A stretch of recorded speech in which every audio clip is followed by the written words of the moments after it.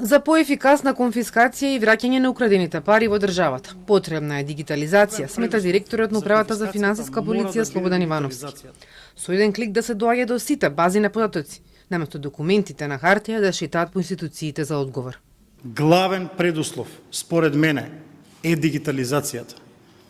Затоа што веднаш таргетот кога ќе дознае дека е дел од кривична постапка, дека за него се води предистрага, веднаш мораме со привремени мерки да го сопреме тоа префрлање на имотот. Но сето тоа, верувајте, дека е многу поотежното со хартија. Затоа што таа хартија имаат пристап повеќе луѓе во повеќе институции и веднаш имаме проток на информации до евентуалниот таргет. Според Ивановски, усвојувањето на трите нови закони, како и новата стратегија за финансиски истраги и конфискација на имот се чекор напред за усогласување со ЕУ стандардите, но нормативната рамка не значи автоматски ефикасна конфискација.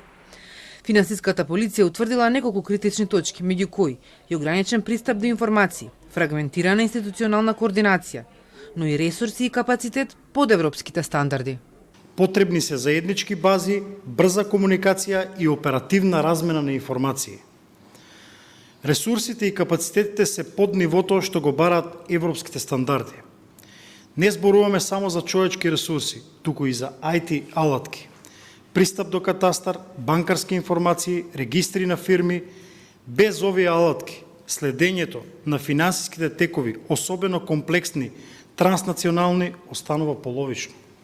Со најновите измени на Законот за управување со конфискуван имот, сите државни институции може да дојдат до возилата кои што се привремено или трајно одземени. А во моментот, во Агенцијата за одземен имот има над 1700, кажа директорката Ирина Илиевска.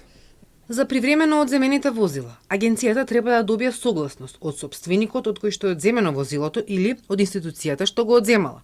Институцијата па која што треба да го користи треба да уплати средства на државата во висина на проценетата вредност на возилото. Доколку настане случај да тоа возило, треба да се врати по одреден временски период на сопственикот, институцијата која што го презела, на која што и отстапено возилото согласно одлука на влада, треба да ги врати на сопственикот тие 93% од вредноста на проценката, а оние 7% ќе треба да ги исплати агенцијата на самиот сопственик.